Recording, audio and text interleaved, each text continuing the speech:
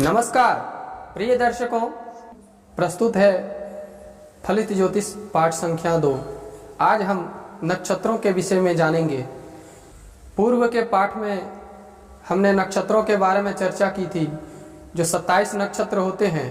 तो आज हम जानेंगे उन 27 नक्षत्रों का नामकरण, वो 27 नक्षत्रों की कौन कौन से नाम हैं और उनके स्वामियों के बारे में जानेंगे। ज़्यादा समय न लेते हुए पाठ को प्रारंभ करते हैं।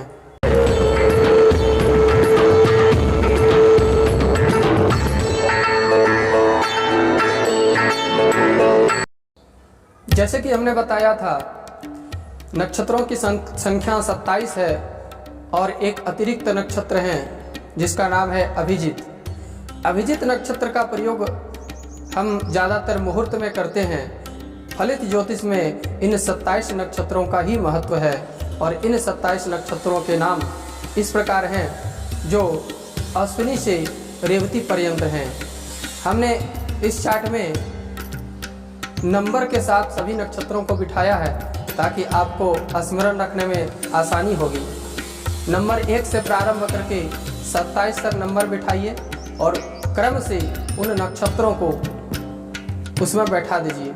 जैसे अश्विनी, भरणी, कृतिका, रोहिणी, मृगशिरा, आद्रा, पुनर्वसु, पूषा, अश्लेषा, मघा, पूर्वा फाल्गुनी, उत्तरा फाल्गुनी, हस्ता, चित्रा, स्वाति, विशाखा, अनुराधा, ज्येष्ठा, मूला, पूर्वाषाढ़ा, उत्तराषाढ़ा, श्रवण, धनिष्ठा, शतभिषा, पूर्वा भाद्रा, उत्तरा भाद्रा, रेवती। ये 27 नक्षत्र होते हैं। और जैसे कि हमने बताया था, 9 ग्रह होते हैं। सूर्य से लेके केतु पर्यंत 9 ग्रहों को 3-3 राशियों का स्वामित्व प्रदान है। एक ग्रहों को 3 राशियों का स्वामित्व प्रदान है। इसको स्मरण रखने के लिए हमें सर्वप्रथम ग्रहों को क्रम से बिठाना पड़ेगा। और जिन ग्रहों का नाम है सूर्य, चंद्र, मंगल, बुध, गुरु, शुक्र, शनि, राहु एवं केतु, एक श्रेणी में ग्रहों को बिठाए। उसके सामने 3-3 नक्षत्रों का हमने क्रम से नक्षत्रों को बिठाया। जैसे कि आप जानते हैं कि सूर्य, चंद्र, मंगल, बुध, गुरु, शुक्र, शनि, राहु, केतु ये हमारे 9 ग्रह हैं। परंतु जब नक्षत्र में स्वामियों की बात आएगी तो ग्रहों का क्रम बदल जाएगा और सूर्य, चंद्र, मंगल, राहु, गुरु, शनि, बुध, केतु एवं शुक्र, ये स्वामियों का क्रम होगा। इसको सरलता से याद रखने के लिए आचम, भोरा, जी, शबु, केशु, इन क्रम से ग्रहों को लिखिए। आ मतलब आदित्य, चम से चंद्रमा, भौ से भौम, रा से राहु, जी से जीव यानी बृहस्पति, श से शनि, बु से बुध और के से केतु और शु से शुक्र। आचम, भोरा, जी, शबु, केशु, इस क्रम में हमने यहाँ ग्रहों को प्रतिपादित कर दिया। उसके बाद हम इसी क्रम से नक्षत्रों को लिखेंगे। तो हमारे जो नक्षत्र हैं वो केतु से प्रारंभ होंगे। जैसे केशु, वहाँ पे हमने अश्विनी और भरणी को बिठा दिया। अश्विनी के स्वामी केतु होंगे और भरणी के स्वामी शुक्र होंगे। तो हम इन स्वामियों को क्रम से याद रखने के लिए हमें ग्रहों को इस प्रकार लिखना होगा। केशु, आचम, भोरा, जी, शबु। फिर से सुनिए, केशु, आचम, भोरा, जी, शबु। इस क्रम से हम ग्रहों को प्रतिपादित करेंगे और उसके सामने हम प्रत्येक नक्षत्रों को क्रम से लिखते जाएंगे। जैसे जहां मेरा के है, के से प्रारंभ हुआ यानी केतु से प्रारंभ हुआ, तो हम नक्षत्र को अश्विनी से प्रारंभ करेंगे और अश्विनी, भरणी, कृतिका, रोहिणी, मृगशिरा, आद्रा, पुनर्वसु, पूषा, अश्लेषा, इस प्रकार के क्रम से हमने ग्रहों को बिठा दिया, नक्षत्र को बिठा दिया। और पुनः दूसरे टेबल में हम फिर मघा से प्रारंभ करते हुए मघा, पूर्वा फाल्गुनी, उत्तरा फाल्गुनी, हस्ता, चित्रा, स्वाति, विशाखा, अनुराधा, ज्येष्ठा, इन क्रमों को बिठा दिया। फिर हम अगली श्रेणी में मूला से प्रारंभ करके मूला, पूर्वाषाढ़ा, उत्तराषाढ़ा, श्रवण, धनिष्ठा, शतभिषा, पूर्वा भाद्रपद, उत्तरा भाद्रपद, और रेवती, इस क्रम को हम नक्षत्र को बिठाएंगे। तो हम देख रहे हैं कि प्रत्येक ग्रह के सामने 3-3 नक्षत्र हमारे प्रतिपादित हो गए हैं। तो एक तो सबसे पहले हमें नक्षत्र को नंबर से याद रखना होगा, और नंबर से याद रखने के साथ साथ हमें ग्रहों के सामने कौन कौन नक्षत्र आते हैं इसको स्मरण रखना पड़ेगा। जैसे हम देख पा रहे हैं कि केतु के सामने हमारे 3 नक्षत्र आ गए, अश्विनी, मघा और मूला। ये केतु के नक्षत्र हैं, यानी इन नक्षत्रों का स्वामित्व केतु को प्राप्त है।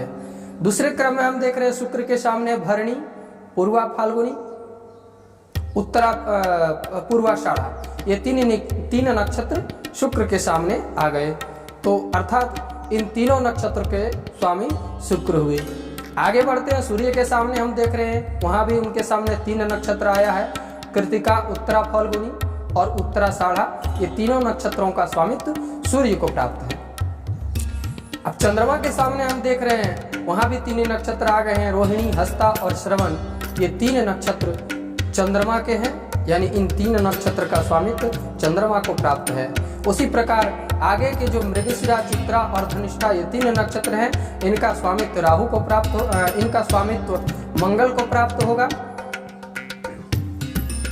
फिर आगे आद्रा, स्वाति, शतभिषा, ये तीनों नक्षत्रों का स्वामित्व राहु को प्राप्त होगा।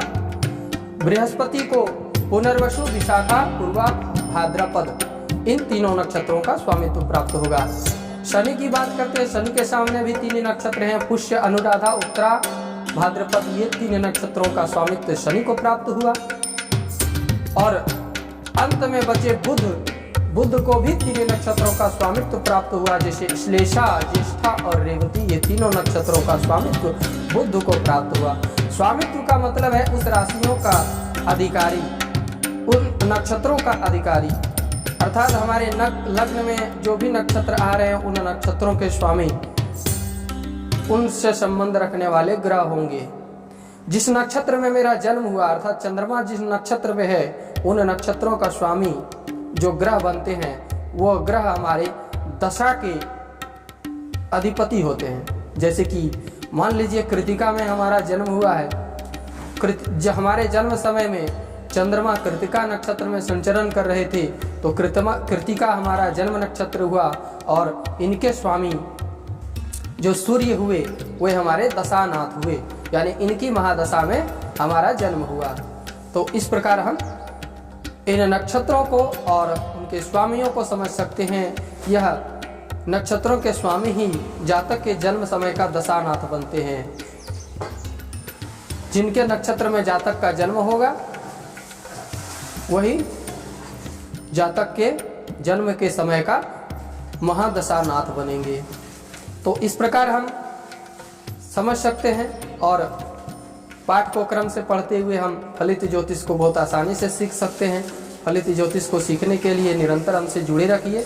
हम इसी तरह जो सुगमता से आपको स्मरण हो जाए, आपको याद हो जाए, आपके मन विग्रह में ये घर कर जाए, इस प्रकार के ही हम पाठ लाएंगे कि आपको सुलभता प्रदान हो सीखने के लिए। जैसे आज हमने सीखा कि दशाओं के क्रम में जो आने वाले ग्रह हैं उनको कैसे स्मरण रखा जाए, तो हमने यहाँ देखा सुगमता से हम आचम, भोरा, जी, शबु, केशु, इन क्रम से ग्रहों को याद रखेंगे तो हमें नक्षत्रों का स्वामित्व प्राप्त हो जाएगा।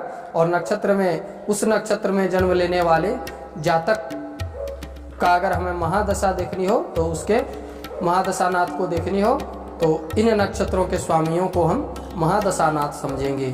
और हमें स्मरण रखने के लिए एक टेबल बनाना होगा। ये टेबल जो हमने बनाया है, तो आप देख रहे हैं हमने केतु से प्रारंभ किया है, केतु से बुध पर्यंत ग्रहों को बिठाया है, और अश्विनी से रेवती पर्यंत नक्षत्रों को बिठाया है, क्योंकि नक्षत्रों का प्रारंभ अश्विनी से होता है और दशानाथ का प्रारंभ जो है केतु से होगा। क्योंकि अश्विनी के जो स्वामी बनते हैं वो केतु बनते हैं, तो हमें क्रम से केतु से बुध पर्यंत ग्रहों को बिठाना है और अश्विनी से रेवती पर्यंत नक्षत्रों को बिठाना है। तो हमें यह आसानी से, सुलभता से हमें यह याद हो जाएगा।